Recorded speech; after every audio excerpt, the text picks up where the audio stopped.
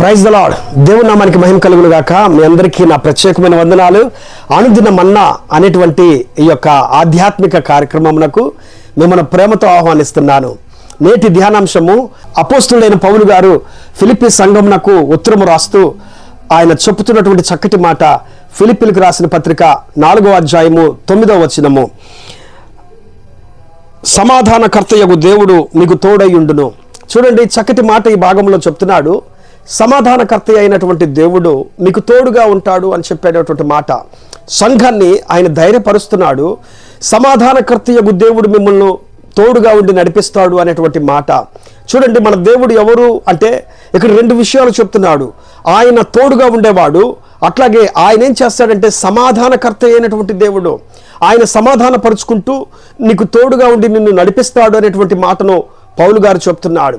ఈ రోజున ఏ కుటుంబాన్ని చూసినా సమాధానం లేని పరిస్థితి, ఏ వ్యక్తిని పలకరించినా సమాధానం లేని పరిస్థితి, ఏ కుటుంబంలో కూడా నెమ్మది సమాధానం లేని పరిస్థితి, మనశ్శాంతి కరువైనటువంటి పరిస్థితి, భార్య భర్తకు మధ్య గొడవలు, తల్లిదండ్రులకు పిల్లలకు మధ్య సమస్యలు, ఏమండి కుటుంబీకులకు మధ్య గొడవలు, బంధుత్వాలు తెగిపోతున్నటువంటి పరిస్థితుల్లో, స్థలం ఒక గజం, ఒక చిన్న అడుగు గజానికి, ఒక అడుగు స్థలంకే కొట్లాటకు చంపుకునేదాకా వెళ్ళిపోయి ఒకరిలో ఒకరికి సమాధానం కోల్పోయి నేటి దినాలలో చాలా ఇబ్బంది పడుతున్నారు ప్రియులారా.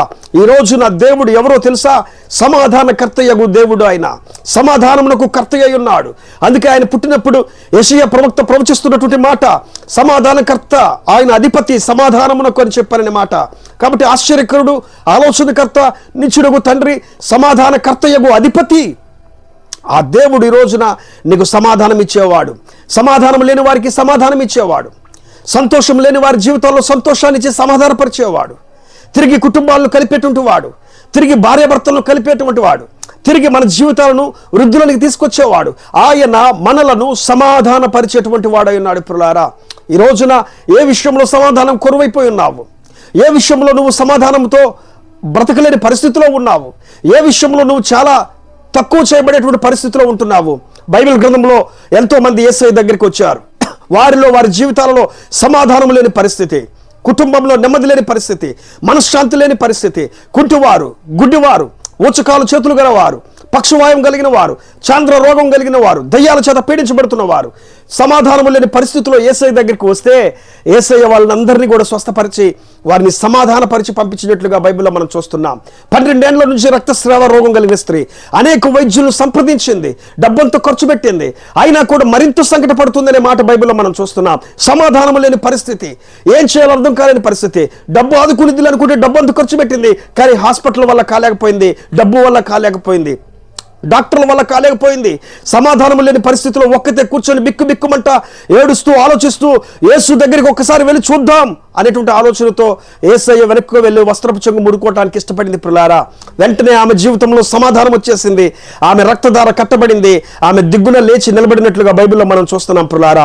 గెరాసేనుల దేశంలో సేన అనే దయ్యములు పట్టినటువంటి వాడు, సమాధానం లేని పరిస్థితి, తన్ను తాను గాయపరుచుకుంటూ రాళ్ల చేత, తన్ను తాను గిక్కుంటూ ఆ రాళ్ల చేత గాయపరుచుకుంటూ రక్తము కారుకుంటూ గోల చేస్తూ కేకలు వేస్తూ సమాధుల్లో కట్టివేయబడి అక్కడే వాసము చేస్తూ గట్టిగా అరుస్తూ కేకలు వేస్తున్నటువంటి మనిషి, సంఖ్యలతో బంధించబడినటువంటి మనిషి, సమాధానం లేని పరిస్థితి, అర్ధరాత్రులు అరుస్తున్నటువంటి మనిషి, ఏం చేయాలో అర్థం కాలేని పరిస్థితి, బయట ఎట్లా పడాలో తెలియలేని పరిస్థితి.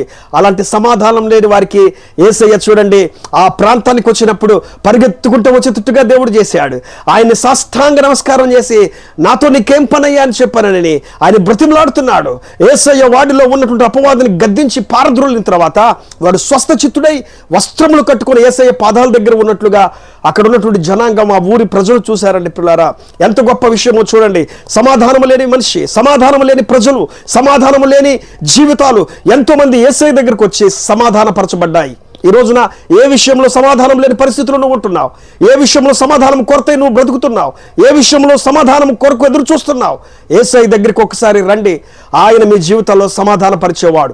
పౌలు గారు అదే చెప్తున్నాడు ఇక్కడ, సమాధానకర్తయగు దేవుడు మీకు తోడై ఉంటాడు. మీరు భయపడాల్సిన అవసరం లేదు, మీరు కృంగిపోవాల్సిన అవసరం లేదు, మీరు పరిస్థితులను బట్టి మీరు వేదన చెందాల్సిన అవసరం లేదు. ఎందుకంటే సంఘమా, దేవుని బిడ్డలారా, సమాధానకర్తయగు దేవుడు ఎప్పుడు తన బిడ్డలకు తోడుగా ఉండి నడిపిస్తాడని చెప్పన్నట్లుగా ఆ సమాధానకర్తయగు దేవుడు మీకు తోడుగా ఉండి నడిపించును గాక. ఆమేన్. Praise the lord. ప్రేమ కలిగిన తండ్రి, గొప్ప దేవుడు యేసయ్య, ఈ వాక్యమును నా తండ్రి నీ బిడ్డలకు అందించి ఉండగా నువ్వు సమాధాన పరిచేటువంటి దేవుడవు నాయన. ఇదిగో నా తండ్రి, ఏ విషయంలో సమాధానం కోల్పోయి బ్రతుకుతున్నారో ఆయా సమాధానపరచు దేవుడవు నీవు నా తండ్రి. మీరు కృప చూపించండి, మీరు సహాయం దయచేయండి. వీరి జీవితాల్లో సమాధానాన్ని ఇచ్చి సంతోషాన్ని ఇవ్వండి ప్రభువా.